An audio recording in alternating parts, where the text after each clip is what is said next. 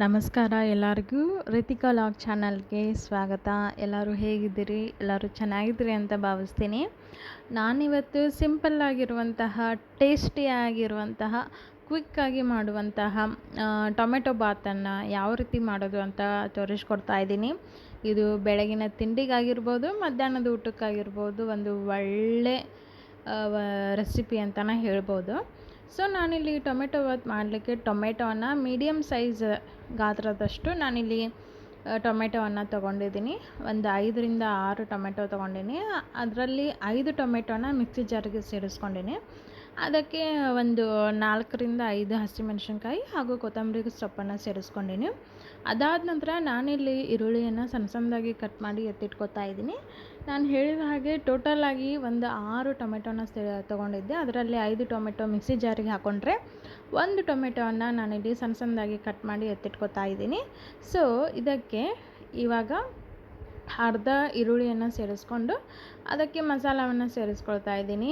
ಅದಕ್ಕೆ ಬೇಕಾಗಿರುವಂಥ ಮಸಾಲ ಲವಂಗ ಆಗಿರ್ಬೋದು, ಕರಿಮೆಣಸು, ಆಮೇಲೆ ದಾಲ್ಚಿನ್ನಿ, ಸ್ಟಾರ್ ಹೂವು ಹಾಗೂ ಏಲಕ್ಕಿಯನ್ನು ಸೇರಿಸ್ಕೊಂಡು ಗರಂ ಮಸಾಲ ಹಾಗೂ ಧನಿಯಾ ಪೌಡರನ್ನು ಸೇರಿಸ್ಕೊಳ್ತಾ ಇದ್ದೀನಿ. ಮಸಾಲನ್ನ ಆದಷ್ಟು ಕಡಿಮೆ ಕ್ವಾಂಟಿಟಿಯಲ್ಲಿ ಸೇರಿಸ್ಕೊಂಡ್ರೆ ಒಂದು ಟೇಸ್ಟ್ ಚೆನ್ನಾಗಿರುತ್ತೆ. ಸೊ ಫೈನಲಿ ಗ್ರೇವಿ ಕೂಡ ರೆಡಿ ಆಯಿತು. ಈರುಳ್ಳಿ ಹಾಗೂ ಟೊಮೆಟೊನೂ ಕೂಡ ಕಟ್ ಮಾಡಿ ಎತ್ತಿಟ್ಕೊಂಡೆ ಆಯಿತು. ಇಷ್ಟು ಇಂಗ್ರೀಡಿಯೆಂಟ್ ಯೂಸ್ ಮಾಡಿಕೊಂಡು ಟೊಮೆಟೊ ಬಾತನ್ನು ರೆಡಿ ಮಾಡಿ ತೋರಿಸಿದ್ದೀನಿ. ಇಷ್ಟ ಆದರೆ ನೀವು ಕೂಡ ಟ್ರೈ ಮಾಡಿ. ಸೊ ಇದಾದ ನಂತರ ನಾನಿಲ್ಲಿ ಕುಕ್ಕರನ್ನು ಬಿಸಿ ಮಾಡಲಿಕ್ಕೆ ಇಟ್ಟು 1 ಸ್ಪೂನ್ ಆಗುವಷ್ಟು ತುಪ್ಪ, 2ರಿಂದ 3 ಸ್ಪೂನ್ ಆಗುವಷ್ಟು ಎಣ್ಣೆಯನ್ನು ಹಾಕಿ, ಎಣ್ಣೆ ಕಾದಾದ ನಂತರ ಜೀರಿಗೆ, ಸಾಸಿವೆ, ಮಸಾಲೆ ಪದಾರ್ಥ ಹಾಗೂ ಕರಿಬೇವನ್ನು ಸೇರಿಸ್ಕೊಂಡು, ಅದಾದ ನಂತರ ಸಣ್ಣ ಸಣ್ಣದಾಗಿ ಉದ್ದುದ್ದಾಗಿ ಕಟ್ ಮಾಡಿರುವಂತಹ ಈರುಳ್ಳಿಯನ್ನು ಸೇರಿಸ್ಕೊಂಡು ಈ ಹಸಿ ವಾಸನೆ ಹೋಗೋವರೆಗೂ ನೀಟಾಗಿ ಹುರ್ಕೋಬೇಕಾಗ್ತೈತಿ. ನೀವೇ ನೋಡ್ತಾ ಇರ್ಬೋದು. ಅದಾದ ನಂತರ 1 ಟೀ ಸ್ಪೂನ್ ಆಗುವಷ್ಟು ನಾನಿಲ್ಲಿ ಅಲ್ಲ ಬೆಳ್ಳುಳ್ಳಿ ಪೇಸ್ಟನ್ನು ಸೇರಿಸ್ಕೊಂಡೇನಿ. ಸೊ ಇದನ್ನು ಕೂಡ ಹಸಿ ವಾಸನೆ ಹೋಗೋವರೆಗೂ ನೀಟಾಗಿ ಫ್ರೈ ಮಾಡ್ಕೋಬೇಕಾಗ್ತೈತಿ. ಅದಾದ ನಂತರ ಸಣ್ಣ ಸಣ್ಣದಾಗಿ ಕಟ್ ಮಾಡ್ಕೊಂಡಿರುವಂತಹ ಟೊಮೆಟೊನ ಸೇರಿಸ್ಕೊಂಡು, ಸೊ ನಾನಿಲ್ಲಿ ಸ್ವಲ್ಪ ಕಲರಿಗೆ ರೆಡ್ ಇದ್ದರೆ ಟೊಮೆಟೊ ಬಾತ್ ರೆಡ್ ಇದ್ದರೆ ಚೆನ್ನಾಗಿರುತ್ತಲ್ಲ. ಸೊ ಸ್ವಲ್ಪ ಕಲರಿಗೆ ನಾನಿಲ್ಲಿ ಒಣ ಖಾರದ ಪುಡಿಯನ್ನು ಸೇರಿಸ್ಕೊಂಡು ಹಾಗೂ ರುಬ್ಬಿ ಇಟ್ಕೊಂಡಿರುವಂತಹ ಗ್ರೇವಿಯನ್ನು ಸೇರಿಸ್ಕೊಳ್ತಾ ಇದ್ದೀನಿ. ನೀವಿಲ್ಲಿ ಹಸಿ ಮೆಣಸಿನ್ಕಾಯನ್ನು ಆ್ಯಡ್ ಮಾಡ್ಬೋದು, ಇಲ್ಲ ಆ್ಯಡ್ ಮಾಡಿಲ್ಲ ಅಂದರೂ ನಡೆಯುತ್ತೆ. ಸೊ ಡೈರೆಕ್ಟ್ಲಿ ನೀವು ಒಣ ಖಾರದ ಪುಡಿಯನ್ನು ಹಾಕೋಬೋದು. ಅದಾದ ನಂತರ ನಾನಿಲ್ಲಿ ಎಲ್ಲವನ್ನು ನೀಟಾಗಿ ಮಿಕ್ಸ್ ಮಾಡಿದ ಮೇಲೆ ಸ್ವಲ್ಪ ಹಸಿ ವಾಸನೆ ಹೋಗಿ ಸೈಡಲ್ಲಿ ಎಣ್ಣೆ ಬಿಡಬೇಕು. ಸೊ ಅದನ್ನು ವಿಸಿಲು ಮತ್ತು ವೈಸರನ್ನು ತೆಗೆದು ನಾನು ಲಿಡ್ಡನ್ನು ಕ್ಲೋಸ್ ಮಾಡಿದ್ದೆ. ನೀವೇ ನೋಡ್ತಾ ಇರ್ಬೋದು ಯಾವ ರೀತಿ ಎಣ್ಣೆ ಎಲ್ಲ ಬಿಟ್ಕೊಂಡಿದೆ ಅಂತಂದು. ನಾನಿಲ್ಲಿ 1.5 ಪಾವ ಅಳತೆಯಷ್ಟು ಅಕ್ಕಿಯನ್ನು ತೊಗೊಂಡಿದ್ದೆ. ಸೊ ಅಕ್ಕಿಯನ್ನು ನೀಟಾಗಿ ತೊಳೆದ್ಬಿಟ್ಟು ಈ ಒಂದು ಗ್ರೇವಿ ಒಳಗೆ ಮಿಕ್ಸ್ ಮಾಡ್ಕೋಬೇಕಾಗ್ತೈತಿ. ನಾನಿಲ್ಲಿ ಅರ್ಧ ಪಾವು ಸೋನಾ ಮಸೂರಿ ಅಕ್ಕಿ ಹಾಗೂ 1 ಪಾವು ಬಾಸುಮತಿ ಅಕ್ಕಿಯನ್ನು ತೊಗೊಂಡಿದ್ದೆ. ಆಮೇಲೆ ಇದನ್ನು ನೀಟಾಗಿ ಒಂದು 5ರಿಂದ 10 ನಿಮಿಷಗಳ ಕಾಲ ನೆನೆಯಲಿಕ್ಕೆ ಇಟ್ಟು ನಾನು ಈ ರೀತಿ ಮಿಕ್ಸ್ ಮಾಡಿಕೊಂಡೆ.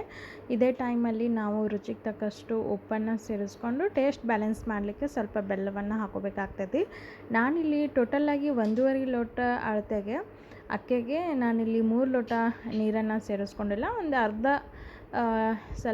ಅಳತೆಯಷ್ಟು ನೀರನ್ನು ಕಡಿಮೆ ಇಟ್ಕೊಂಡೀನಿ. ಅಂದರೆ 2.5 ಲೋಟ ಅಳತೆಯಷ್ಟು ಮಾತ್ರ ನಾನು ನೀರನ್ನು ಸೇರಿಸ್ಕೊಂಡೀನಿ. ಬಿಕಾಸ್ ಸ್ವಲ್ಪ ಟೊಮೆಟೊನು ನೀರು ಬಿಟ್ಕೊಳ್ತದಲ್ಲ. ಸೊ ಹೀಗಾಗಿ ನಾನಿಲ್ಲಿ ಒಂದು ಅರ್ಧ ಲೋಟ ಅಳತೆಯಷ್ಟು ನೀರನ್ನು ಕಡಿಮೆನ ಇಟ್ಕೊಂಡೀನಿ. ಅದಾದ ನಂತರ ಮೇಲೆ ಸಣ್ಣ ಸಣ್ಣದಾಗಿ ಕಟ್ ಮಾಡಿರುವಂತಹ ಕೊತ್ತಂಬರಿ ಸೊಪ್ಪನ್ನು ಹಾಗೂ ಕಸೂರಿ ಮೇಥಿಯನ್ನು ಕೂಡ ಸೇರಿಸ್ಕೊಂಡು ಒಂದು ಕುದಿ ಬರೋವರೆಗೂ ನಾನು ನೀಟಾಗಿ ಮಿಕ್ಸ್ ಮಾಡ್ಕೊತೀನಿ. ಸೊ ಇದೇ ಟೈಮಲ್ಲಿ ಸ್ವಲ್ಪ ಉಪ್ಪು ಕಡಿಮೆ ಅನಿಸಿದರೆ ಇದೇ ಟೈಮಲ್ಲಿ ಉಪ್ಪನ್ನು ಸೇರಿಸ್ಕೋಬಹುದು. ಸೊ ಉಪ್ಪು, ಖಾರ, ಹುಳಿ ಎಲ್ಲವೂ ಕೂಡ ಸರಿಯಾಗೇ ಇತ್ತು. ಸೊ ಯಾವುದೂ ಸೇರಿಸ್ಕೊಳ್ಳೋಂಥ ಅವಶ್ಯಕತೆ ಇರಲಿಲ್ಲ. ಸೊ ಲಿಡ್ಡನ್ನು ಕ್ಲೋಸ್ ಮಾಡಿ 1-2 ವಿಸಿಲ್ ಕೂಗಿಸ್ಕೊಂಡ್ರೆ ನಮಗೆ ಟೇಸ್ಟಿಯಾಗಿರುವಂತಹ ಟೊಮೆಟೊ ಬಾತ್ ರೆಡಿ ಆಗುತ್ತೆ.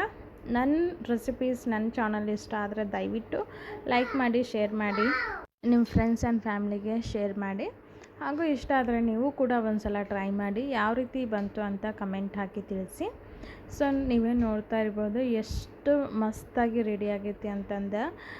ಟೊಮೆಟೊ ಬಾತ್ ಅಂದರೆ ಸ್ವಲ್ಪ ಸಾಫ್ಟಾಗಿರ್ಬೇಕು, ಆಮೇಲೆ ನೋಡಲಿಕ್ಕೂ ಮಿಜ್ಜಿ ಮಿಜ್ಜಿ ಅನಿಸಿರ್ಬಾರ್ದು. ಅದೇ ಒಂದು ಅಳತೆ ಒಳಗೆ ಮಸ್ತಾಗಿ ಬಂದಿತ್ತು. ನೀವೇ ನೋಡ್ತಾ ಇರ್ಬೋದು. ನಾನಿಲ್ಲಿ ಪ್ಲೇಟಿಗೆ ಸರ್ವ್ ಮಾಡ್ತಾಯಿದ್ದೀನಿ ಎಷ್ಟು ಸಖತ್ತಾಗಿ ಬಂದೈತಿ ಅಂತಂದು. ಟೇಸ್ಟು ಕೂಡ ಅಷ್ಟೇ ಸಖತ್ತಾಗಿ ಬಂದಿತ್ತು. ನೀವೇ ನೋಡ್ತಾ ಇರ್ಬೋದು ಇದು ಕನ್ಸಿಸ್ಟೆನ್ಸಿ ಎಷ್ಟು ಪರ್ಫೆಕ್ಟಾಗಿ ಬಂದೈತಿ ಅಂತಂದು. ಟೇಸ್ಟು ಮಾತ್ರ ಇಷ್ಟು ಸಖತ್ತಾಗಿ ಬಂದಿತ್ತು. Thank you so much for watching. Bye bye.